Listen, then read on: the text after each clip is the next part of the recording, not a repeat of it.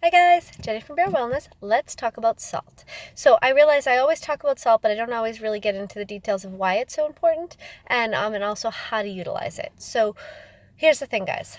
If you're doing the Bear program and you are taking out your processed foods, you're eating a little bit probably less processed carbs, if not really eating lower carb, because when you take out, if you do take out grains and processed foods in general, it just naturally happens. I don't want you counting carbs. We're not doing keto. We're not doing any sort of, we're not forcing any particular macros, but it naturally happens when you fast and you eat natural whole foods. Then you tend to eat a low carb, moderate protein, higher fat type of diet, just naturally. In fact, if you did take your time to do your macros out, when you eat this way, you naturally end up in with that macro split. That's why we don't worry about macros, because if you're eating the right healthy foods and you're fasting part of the time, then you naturally end up with that macro split.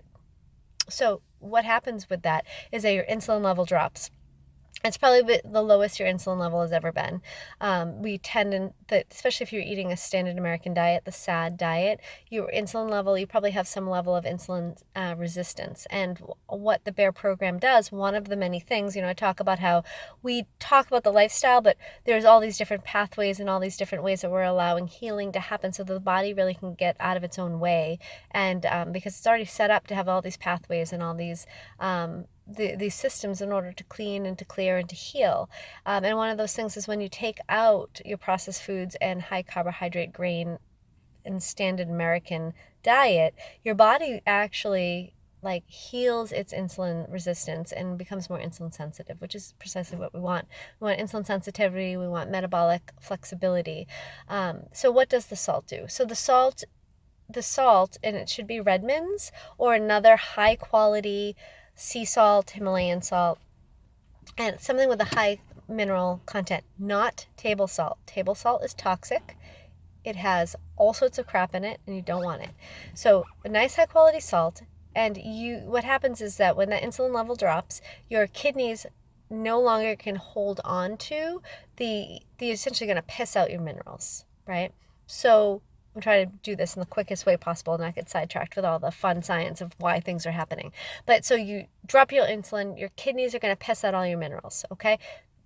You don't want to piss out your minerals. You want to keep your minerals, right? Because I really want you to be eating, when you are feasting, high mineral foods. Minerals are so important for all of the different mechanisms that are happening throughout all the systems in our body. So one thing that's beautiful is that you're thinking salt, so you're thinking sodium, but really it's like a high mineral complex salt. And the other beautiful thing, the body is so amazing, right? So if you take salt and you have the appropriate amount, so I'm going to say 3 to 5 grams a day, but don't measure it. You can do it by taste. It's one of those beautiful things that your body will tell you when you've had enough salt.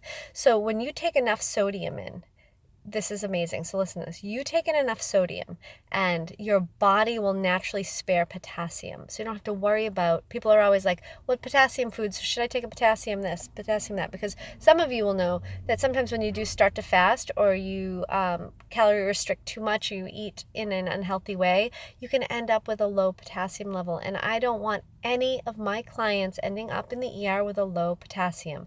So I need you to promise me, because that's happened. And it's people that should know to salt. So listen to me. Salt, at least to taste, if not a little bit more. So because when you salt with high quality mineral salt, your body will also then will normalize your potassium without having to take any potassium in. The only other thing that I really ever ask anybody to supplement is some magnesium, and we'll talk about that. And then maybe fish oil sometimes. Other than that, I'm not a big supplement person. I think you should get it from your food.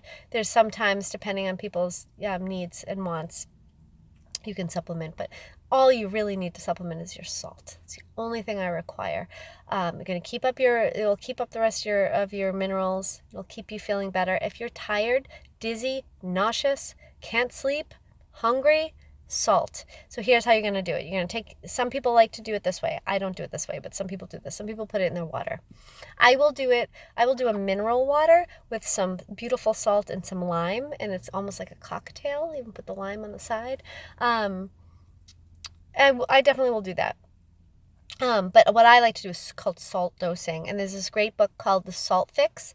It's written by this guy. Oh, I'm not going to remember his name, but I'll put the name underneath in the link. So I put it like I'm going to do a shot of tequila. I put the salt in my hand and I get a nice glass of water and I wash your hands, put the salt on, lick my salt, drink my water. And if you're like, that was the most delicious thing I have ever had, because sometimes that feels like a cup of coffee and a breakfast all in one, because really all your body really needed and craving was that sodium, was that salt and those other minerals. So I do that. Do it a handful of times. Sometimes if I'm doing a long fast, I'll do it more. As you go through your journey, you're going to notice that you don't need to salt as much. I don't salt anywhere as often as I used to, but I listen to my body. And if I'm tired, if I'm peeing a ton, if you have trouble peeing, particularly at night, make sure you salt, in the evening, because it'll actually help you retain that fluid, and you won't piss out as much. So salt dose to taste. If all of a sudden you do it and you're like, wow, that was way too salty, then you're done for now. And just make sure people talk about water. You do want to hydrate. Obviously, you want high quality water. We're actually going to talk about structured water in the next couple of weeks. So you definitely want like living, high structured, healthy water, non-toxic water.